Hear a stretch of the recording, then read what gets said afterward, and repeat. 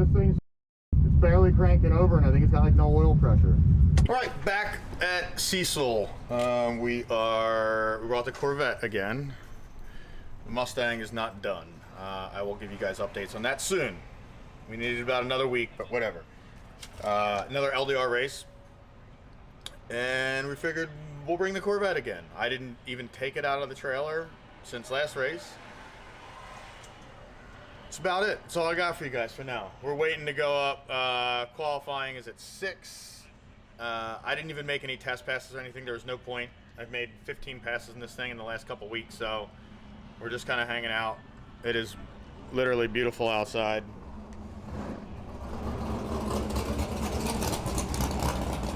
It is, I think it's like 68 degrees. It might get a little chilly tonight. It's going to be like 40 degrees tonight. 44 or something like that tonight, but either way, just getting some more points. I'll keep you guys updated. We'll go up shortly. I should have recorded when we we're just warming this thing up. As you guys know, and I've told you, this engine has a lot of passes on it. Way too many, to be honest with you. Generally, I should have pulled this thing out probably, I don't know, 30 passes ago. It's probably got 100 passes on these rods. And this engine, which is a lot, you know, without being refreshed. But it just goes to show you, like, everything's good. It's just, long story short, something on the passenger side, it's a bit smoky. So, but I just did a compression test on it right before last race when I found that broken rocker. The compression test is all the same. I mean, I think it was globally a little low, but either way, so I don't know if there's an issue or it's just kind of tired or what the deal is, but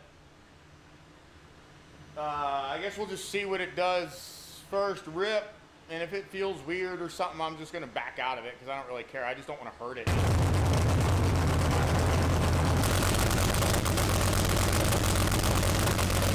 It's still a little smoky.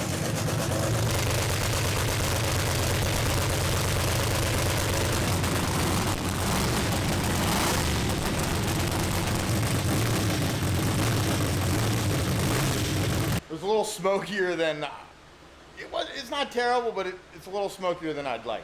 We'll just put it that way. So, I don't know if it'll catch it in the video or something. Maybe I'll ask Don to try and catch some of it on the video on his phone, but he usually videos on this side. But either way, we'll figure it out. And I just figured I'd tell you now before I make a pass and then be like, well, it was, you know, just forewarning you guys. We just warmed the car up. They're going to call us up to the lanes in probably like 30 minutes or something like that. So we're cooling it back down now, put fuel in it, and see how it goes. I forgot to turn it on before my burnout, but whatever. It went down. First pass. Don't know what it went because this is a Grudge event, so the clocks won't be on today. So I'll just have to wait until I get my slip. But like I said, I was aiming for like a, I don't know, a mid-50s. So we'll see what it went. I'll keep you guys updated. Well, it went exactly what I pretty much said it was gonna do. And Carl was saying, I got Carl Fritz with me too. Don's here too, but Don is helping like 4 cars today, and Carl was supposed to be here tuning in another car, and they decided not to come. So Carl is helping me out today. For those of you who don't know, if you've ever emailed us and asked us, at least in the last couple of years, asked us to tune your Holly car or whatever, we don't do that anymore. I only do stock ECU. We will refer all of our Holly and really anything aftermarket to Carl at KP Tuning. So that's who's helping me today. It's my boy. Anyway, it went exactly what it went at 55. I said it'll probably go 55, 56. It went at 455.1. 110.60, 298 to the 330, which is faster than I thought it would go. Carl was saying it sounded like it was on like a cut. So the way the fuel tech is set up, there's like 2 lines that follow like an engine curve. The bottom one pulls timing. The top one will do an ignition cut. And said, it sounded like it was on that. So my guess is this thing was trying to go fast. And when I set those curves up, I don't let it go fast. You want it to kind of follow the curve. I'm not sure what more you could ask for. Got the RV set up, obviously. It's the first time we've had these on there, so this is a work in progress. But we did taquitos yesterday. Someone else said we should do cheesesteak egg rolls, which I actually looked for egg rolls at Costco, but they only had like vegetable ones, so I didn't get them. But if they had some frozen cheesesteak egg rolls, yo, that's a game changer. Last night we were watching the Grudge race, and we had this is the TV. So there's a Grudge race down south right now in North Carolina. So we were watching that on here outside. Got the little Starlink. That's it. We're gonna call us up here and keep you guys updated.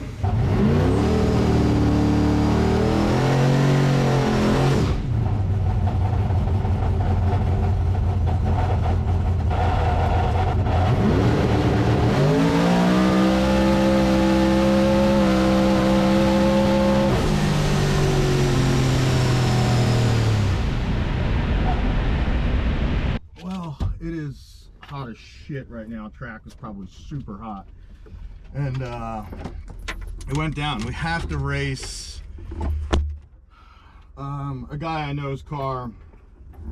It's a boosted big block, and it is like a street car, if you want to call it that. He's cool though, but I have to race him first round, and I know he's faster than me, so that's why I was curious to see how fast we can get it to go here. But we gotta race him next round, so I mean anything can happen. It's racing, but we'll see. This is just a test hit, so I'll let you guys know what it was. In my race car, I have something called a Plimpton sensor. That's the company, and it gives me all the weather data on every single pass. Here, I'll show you. I'll pull up a data log. That way, like, I don't have to, like, if I ever go back and look at a data log to see, like, you know, how fast the car was, or I'm looking at that, like, I can basically tell what the weather was on that pass.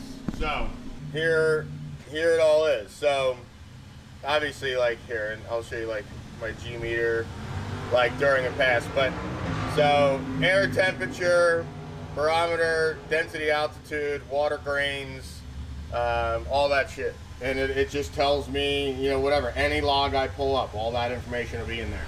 It's a pretty cool little sensor. It's useful a lot, because I know a lot of people will literally write down all the information of the weather. That way, you know, you can go back and have similar tune-ups and stuff like that for the weather. It doesn't really matter as much on a car like this, but a car that makes way more horsepower, like on my Mustang, I would pay attention to all that stuff. So obviously, when the air gets colder, it's gonna make more power, you gotta add more fuel, et cetera, et cetera.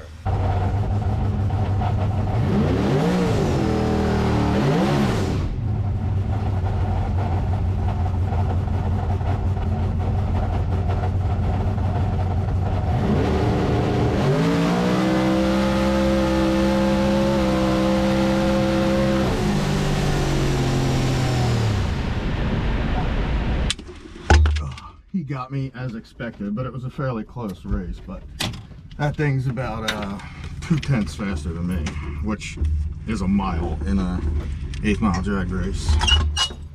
I'm not used to Grudge shit. I guess they don't give you slips in eliminations in Grudge racing.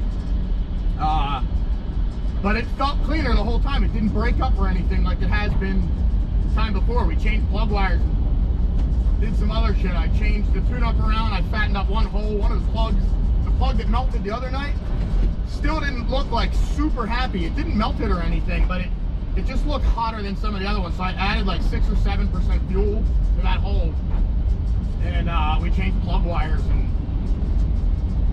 I don't know, it felt clean. It almost felt like it was like hazing the tires like down the track, like it was, but I don't know. It sucks that I don't get a slip, man. I would love, I mean, granted, I'll see the data and see how good it looked in the data, but I won't be able to know how fast it went. It's bright and early. It's 8:11. I think we went to bed at like 1 or something. It's late night. We're gonna change the oil in the car. So we just got it out.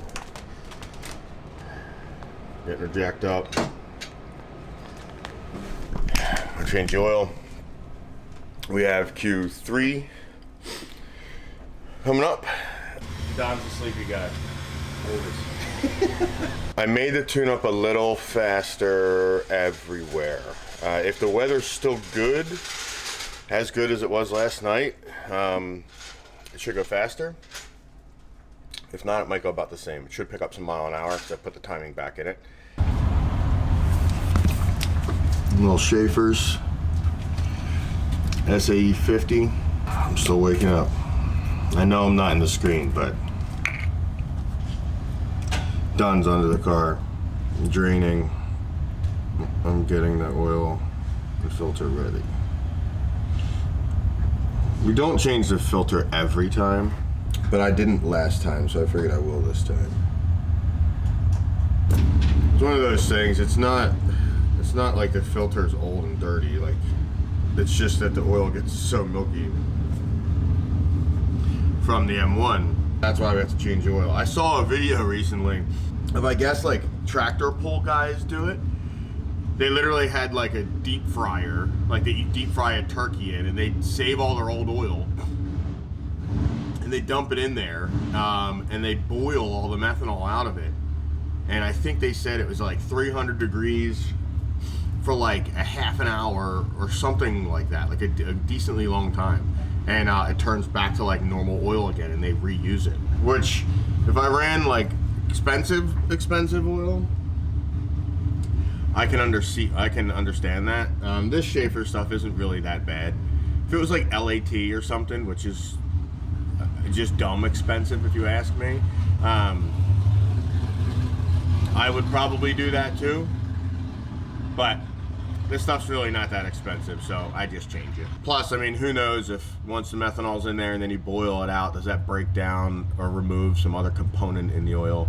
I don't know. That's above my pay grade. I'm not that smart. You looking at anything exciting? Watching the oil drain out. Oh. That's about it. Let's see if we can get some B-roll of the oil draining out. It's milkshake. Looks like a mint chocolate chip. Oh. Milkshake. And underneath action shot, you know? They take so long to drain. You got the shock sensor, so it tells ride height. You guys see, there's our travel limiters, which limits how high the basically wheel can like separate from doing a wheelie. It'll just hold the wheel there instead of like letting the wheel fall down even further. Laser ride height sensor. And then you got a nice shot of that Noonan billet block. Moroso oil pan. You have to spin them? This is the best thing about the whole weekend, honestly. Like, if it's round, it spins.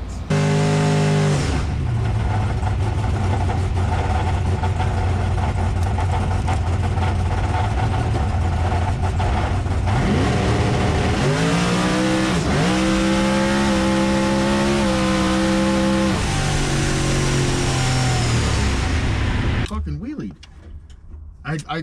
I didn't think that it would. I spiced it up some. Last week I kind of left the tune-up very close to the same. And last week it didn't wheelie at all. And I did obviously try and go a little faster, but whatever. Wheelie, it's just Q1. I think I went a 468 at something. I don't know what the mile an hour was. But we got Q2 later tonight.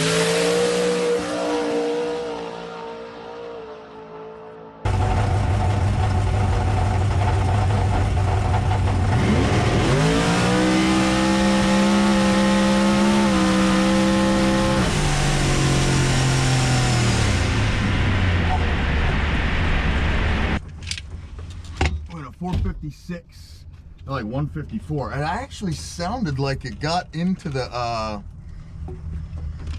like drive shaft curve a little bit, like early, which it very well may have, because on the pass before that it wheelied, the curve looked really good and clean. And it was like not really close to the curve, but the air got way better, and I didn't change the tune-up, I left it. So maybe it got into the curve a little bit. I don't know. Let me see what it's 60 actually, because of the Cecil app. I don't know if that makes it better or worse for you guys to see me.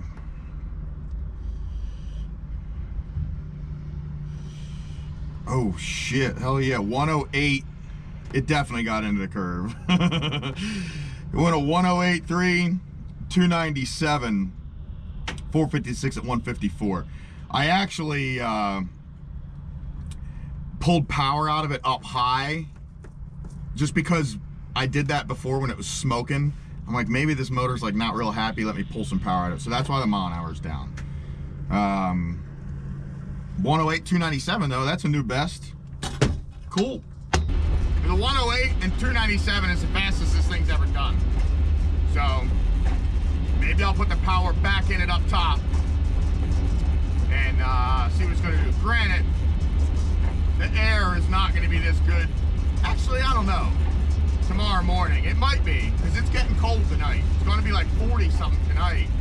Either way, I don't know. Tomorrow should be good weather-wise. It's gonna be like 40 something tonight, but the weather today, like tomorrow, is gonna be the same exact as today. So I think it was 1200 DA on our first pass, 209 feet. And we were dead on our 3060 earlier, which is fucking 480 pounds heavier. So I think it's gonna rain, so maybe we'll pull it inside tonight. I gotta change the oil. Oil's got a bunch of passes on it, and oil pressure when I was leaving the line was not great. 50, 48 actually. With fresh oil in this thing, it's like 80. So it needs an oil change.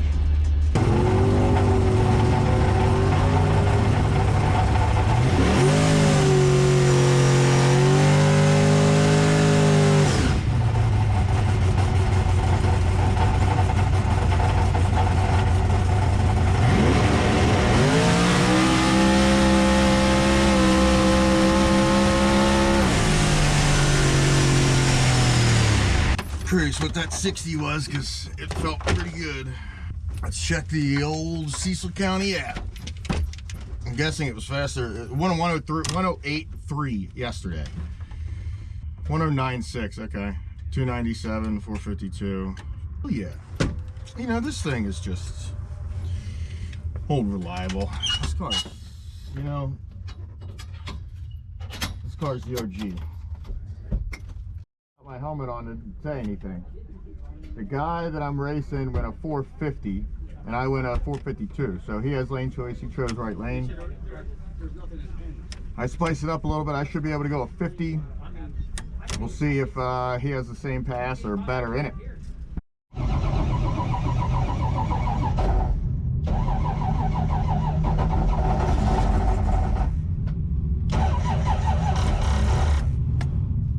Yo, this thing's fucked. It's barely cranking over, and I think it's got like no oil pressure.